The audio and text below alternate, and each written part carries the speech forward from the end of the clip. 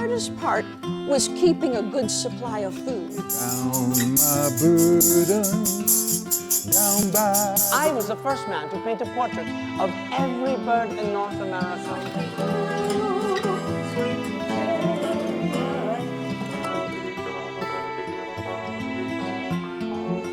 It was also at Cambridge that I met Reverend Henslow. My life flows on in endless Charles of Darwin. water.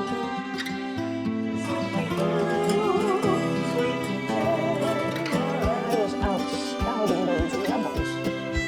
There were rebels behind me. In today's episode of History in Person, we meet Mother Mary Bickerdyke, a Civil War nurse from Galesburg, Illinois, who served throughout the war, and according to General Sherman, she even outranked him. Oh, it's so cold out here and very dark. There's no moon, there's no stars. It's after midnight. I've been walking this battlefield for hours. The battle here at Fort Donelson, Tennessee was horrific. And now it's over. And the Union won. But now there are soldiers all over the battlefield, in the dark and in the cold. And if there's one or two soldiers who are still alive out here, I will find them. I'll walk out here all night if I have to. Hello, I'll cry out. If you can hear me, let me know. I'll come help you. That night, there weren't many takers. Most of the soldiers were dead. The battlefield was so crowded. There were times I could hardly put my feet down without stepping on a hand or a foot. Back in his cabin, back in his tent, General John Logan was walking and pacing as well. He was pacing because his hip hurt him so badly. And he happened to look out the flap of the tent and he saw someone out in the battlefield. He saw one person with one little candle, and he thought it was a despicable soldier out there who was stealing from the dead. He sent his messenger straight out to get a hold of that despicable soldier. He said, "Bring him back to me and I will take care of him." Of course, when that messenger arrived and found me, Mary Ann Bickerdyke, why, I knew good help when I saw it. I told him, we're not going back yet. You're gonna come with me and we're gonna see if we can find any more soldiers who need help. So he walked with me the rest of the night. And when we returned to General Logan's tent by the dawn's early light, his first words were, "Where have you been? I sent you to get that soldier back here." Of course, then when he heard what we had been doing all night, he was so impressed. Why, he wrote about me in the Army newsletter, and I had about 15 minutes of fame. But my story doesn't really begin in the Civil War exactly. It begins in Galesburg, Illinois, on a particular Sunday morning. I was sitting in the Bickerdyke pew with my son James on one side and Hiram on the other. My husband wasn't with us, he had already died. And this particular Sunday, our preacher, Mr. Edward Beecher, brother to a famous writer named Harriet Beecher Stowe, he stood up at the pulpit and he said, "Instead of preaching a sermon today, I am going to read you a letter that we have just received here in Galesburg. It's from our soldier boys, our Galesburg boys, who are down in Cairo, Illinois, where they're training to be soldiers. They're learning how to shoot. They're learning how to march. They're learning how to obey their superior officers. But many, many of them are getting sick. You see, we didn't know a lot back then about how germs traveled around. We didn't know that when you put young 18-year-old boys together who come from Indiana and Wisconsin and Iowa as well as Illinois, and you funnel them all down into one tiny little place, why, while one of them gets sick, pretty soon the next one gets sick. They sneeze, they cough, and pretty soon a lot of them are sick, and some of them are really very sick. He said these boys need some help because there are not yet nurses and doctors around, because the war hasn't even hardly started. There haven't been any battles. Why would they need doctors and nurses? So we need to do something. Well, that's all he needed to say, and the whole congregation was ready to help out. Someone raised their hand. Why, I've already been knitting. Someone else said, I've been sewing up sheets. Someone else said, well, I've got a whole bunch of chickens I can contribute, and someone else had canned peaches, and someone else had green beans, and why, it was going to be easy to gather things to help these soldiers. But then one little old lady in the back pew stood up and said, well, I think this is all well and good that you send all this largesse to our sick boys down in Cairo, but we must make sure that it's our sick boys who get these things. We don't want healthy boys eating up our chicken and eating our peaches and taking our sheets. I think we should send someone with those wagons, someone who is tough, someone who can get a job done, someone who is feisty. We should send Mrs. Bickerdyke. I was very surprised. I stood up and thanked her for kindly thinking about me. I said, oh, it is true. I know all those boys just like you do. I have kind of taken care of them all these years because when I was just a little girl, I lived with my grandmother. And my grandmother took me out in the woods and she showed me which leaves to pick to boil up in a tea to give someone who had a fever. And another kind of leaf that we boiled up if someone had the diarrhea. I would be happy to go, except, you know, I've got my boys 9 and 11. I cannot just leave them. Oh, well, they all said, oh, you've got such good boys. They can come and stay with me one week and someone else another week. You're only going to be gone a couple weeks because you take a week to get down to Cairo, distribute our largesse, and return another week. Be easy. So I agreed to go. I agreed to be gone for 2 weeks. I was gone for well over 4 years. And you would have done the same thing.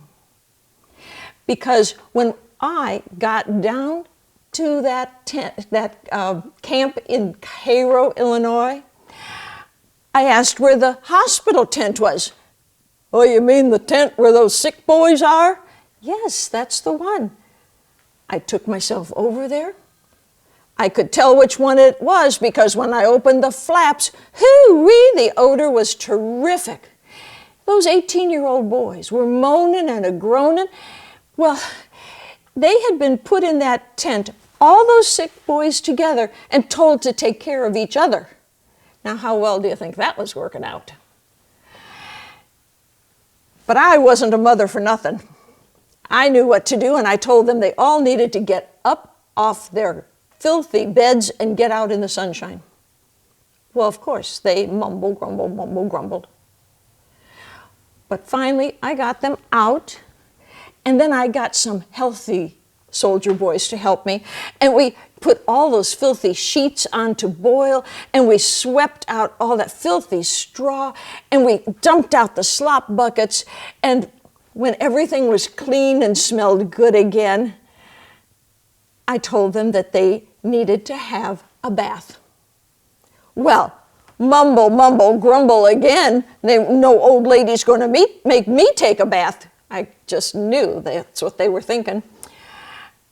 I said, oh, of course, you don't have to. But I have brought along some chickens. I have brought along green beans and peaches, and I'm going to spend the afternoon frying up a nice, tasty meal for those who are clean. Well, they all kind of slouched around, but when they started smelling that fried chicken, they raced each other to get themselves cleaned up. They shaved some of their chins, and they trimmed some of their hair, and a few of my good meals, and some of my medicinal teas, with sometimes a little whiskey thrown in. Why, many of them were fit as a fiddle in no time.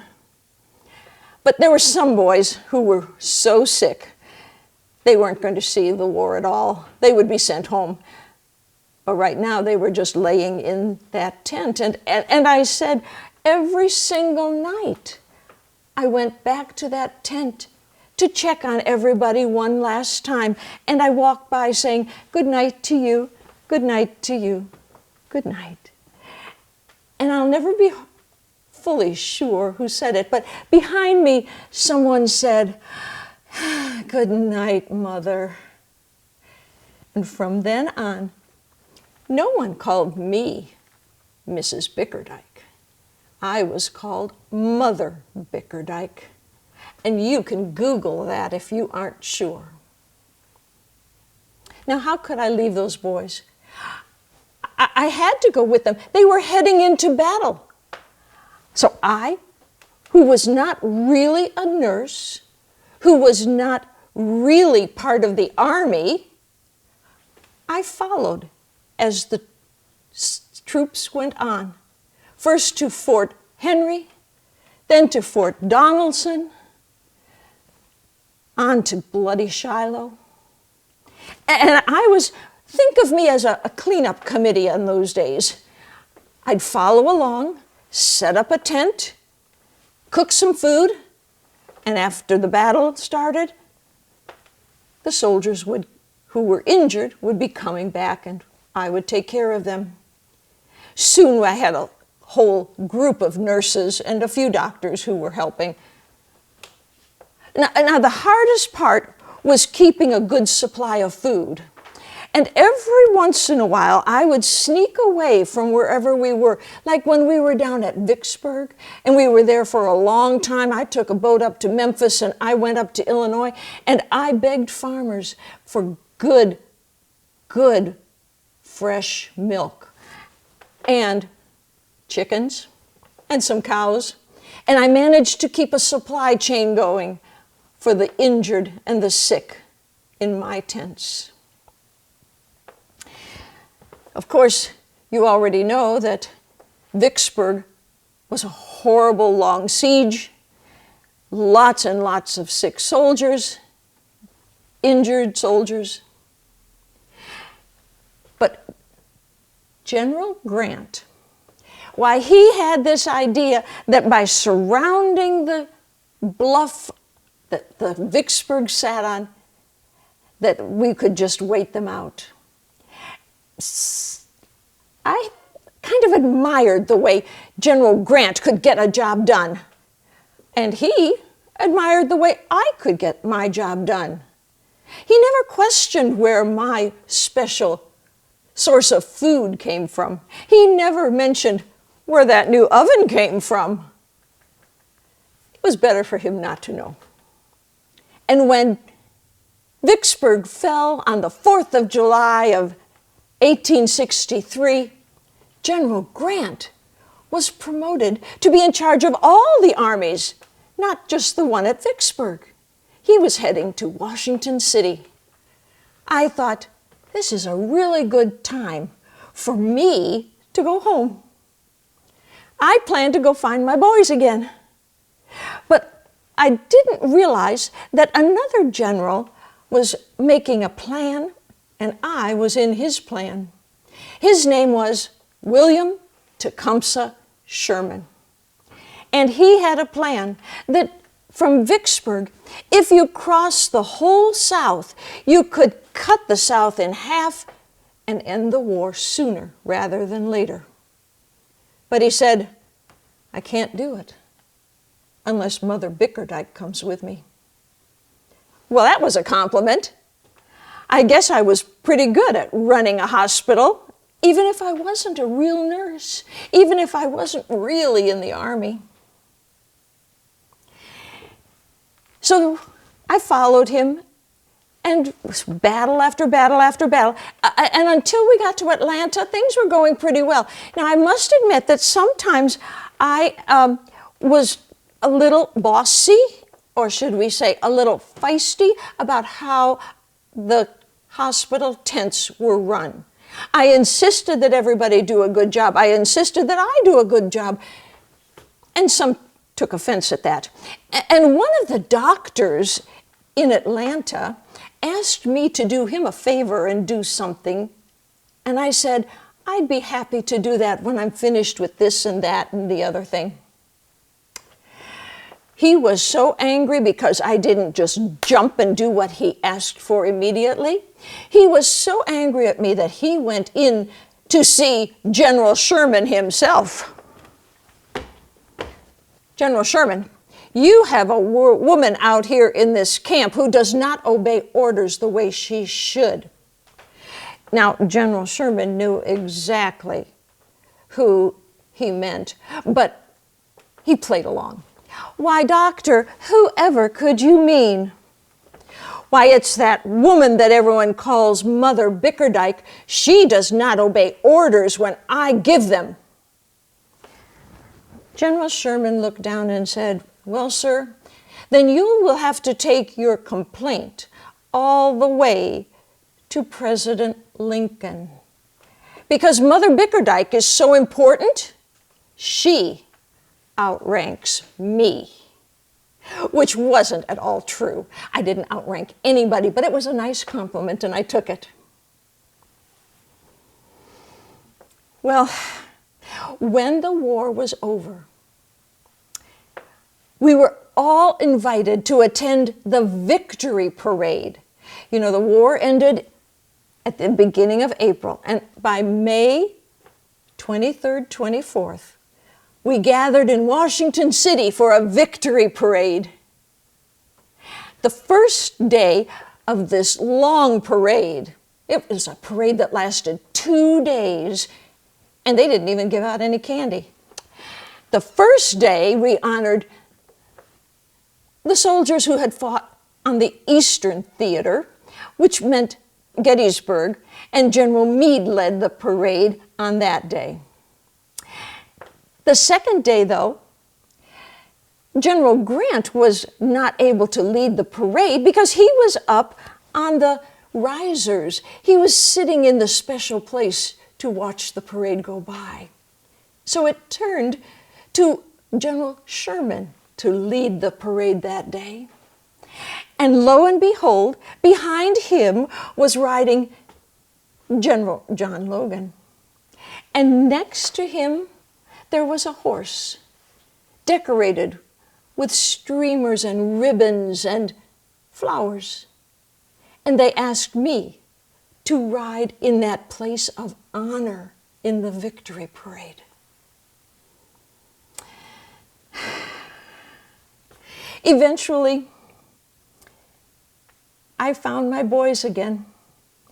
After 4 years, they weren't little boys anymore. They were big, almost men, and they were none too happy with me, who had abandoned them for so long. But then they heard from everyone some of the things I did, ways I helped during the war. We decided we'd be friends again. And we went to live in Iowa for a while. And we took the train. I got as far as California. But no matter where I was, there'd come a knocking at the door. And there would stand some old vet, maybe with only one arm, maybe with only one leg. Mother Bickerdyke, it's really you. Remember me, Charlie? You saved my life at Shiloh. Mother Bickerdyke, can you help me? Again? You see, I never did learn to read and write. And I've got these here papers that I can apply to get a pension from the government. And I really need that money because I can't really get a good job. Why, I spent the rest of my life, and I lived to be a good old age. I helped any soldier who came my way. I helped them get those pensions they had earned. I helped them get health care that they deserved. And sometimes I even got them a job. And when I died, I was living in Kansas. And I think my boys expected me to be buried right where I was. But our old friends in Galesburg said, oh, you cannot, you must bring Mother Bickerdyke back here to be buried next to her husband, which happened. But they didn't quit there. They pitched in their little dollars and quarters and nickels to have a statue made of me. It stands in Galesburg on the grass just a few steps away from Knox College. It's a lovely place for a statue. It's not fancy. I can't say it's fancy, but it shows me offering a dipper of cold water to a soldier boy on some battlefield somewhere. And it doesn't say much on it. It says that the statue is Mother Bickerdyke, who served in the war from 1861 to 1865. And then the quote that she outranks me by none other than General William Tecumseh Sherman. Now, I understand that kids like to play around my statue. And when they're big enough, they like to climb all the way to the top and pat my head. That's quite the honor. I also hear that some of the kids at that college, Knox College, sometimes when they want to meet up with friends or have a date, they say, meet me at 4 o'clock at Mother Bickerdyke. That just warms my heart.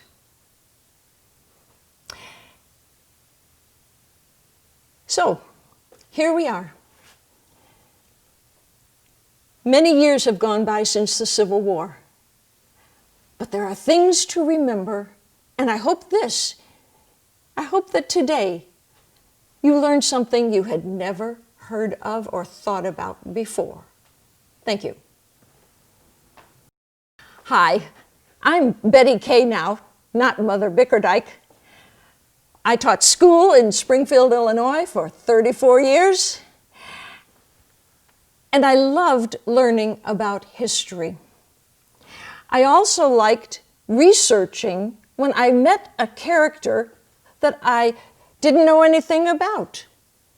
I was at a Chautauqua in Jacksonville one day, and I heard about this Mother Bickerdyke.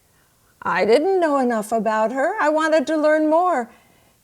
And as the time went by, there were other characters like Albert Cashier and Mary Lincoln's sister. Her name was Elizabeth Todd Edwards.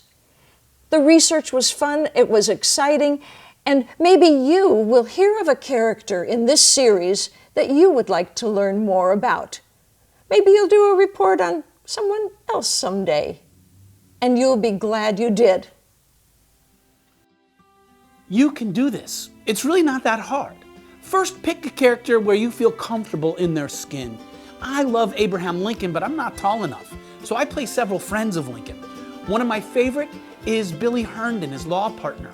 So if you can, read what they wrote, and then read for context. Think about not just Lincoln's Herndon, but Herndon's Lincoln, and make those connections. I also love to read about the time period, so Life on the Eighth Circuit, this is one of my favorite books. And of course, you could read one of my books. I've written several as various friends of Lincoln. And then once you've read, you don't have to tell their whole life story. Just one or two really pivotal moments in their life. And then think about costuming. I collect hats. And depending on who I'm portraying, I will have a different hat for that character, because the hats really help the character to come to life.